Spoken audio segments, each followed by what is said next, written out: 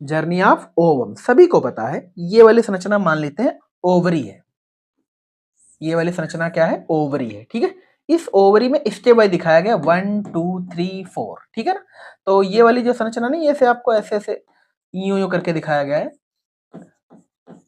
ये वाली संरचना में फिम्बरी कहलाती है। और इसका काम क्या होता है? ओवरी से ओवम को रिसीव करना। इस फिम्बरी का काम क्या होता है?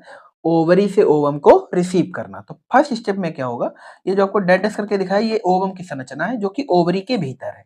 इसको रिसीव करा गया इस वाले भाग में, यानी फर्स्ट पार्ट में दिखाया गया कि जो ओवम है वो अभी ओवरी में प्रेजेंट है। सेकंड भाग में दिखाया गया कि फिम्बरी द्वारा ओवम को रिसीव किया गया। अब ये यहाँ से ऐसे चलना शुरू करेगा।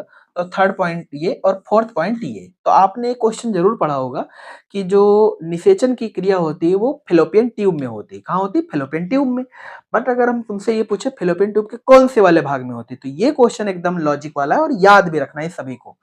याद रखना है, ये होता है फिलोपियन ट्यूब के एम्पुला भाग में, फिलोपियन ट्यूब के एम्पुला भाग में। और ये इसका जो संकीर्ण पथ है इसको भैया इस्थमस कहते हैं। अब यहाँ पर पॉइंट वाइज देख लेते हैं। पहले पॉइंट में क्या हुआ? पहले पॉइंट में हुआ the secondary oocyte release from the ovary is carried away towards the fallopian tube. मतलब फर्स्ट स्टेप में होता है कि जो ओवम है वो ओवरी से रिलीज होता है और वो कैरी होना शुरू होता है किधर की तरफ? फिलोपियन ट्यूब की तरफ। ठीक है, the secondary oocyte is carried out by finger like ends of the fallopian tube called fimbriae. मतलब जो ओवम है वो रिसीव किया जाता है किसके द्वारा? फिंगर लाइक संरचना, जिसका नाम भी है फिम्बरी है। फिम्बरी एक्चुअल में उंगलियों के उभार जैसी संरचना, मतलब ऐसी संरचना होती है जैसी मेरी फिंगर्स आपको सामने दिख रही होंगी।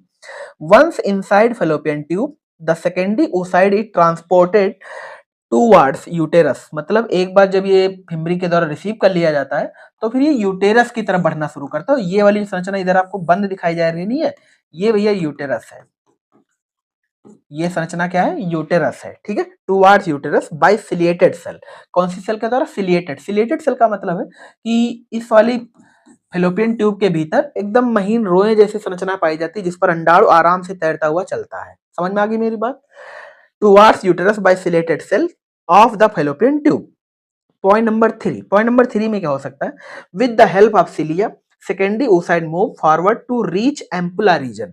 मतलब पॉइंट नंबर 3 में ये बताया गया है कि जो ओवम होगा वो सिलिया के द्वारा बढ़ेगा फेलोपियन ट्यूब में और वो कौन से जोन में पहुंच जाएगा? एम्पुला जोन में, एम्पुला क्षेत्र में। एम्पुला कोई नई चीज नहीं है, फेलोपियन ट्यूब का भाग है फूला हुआ।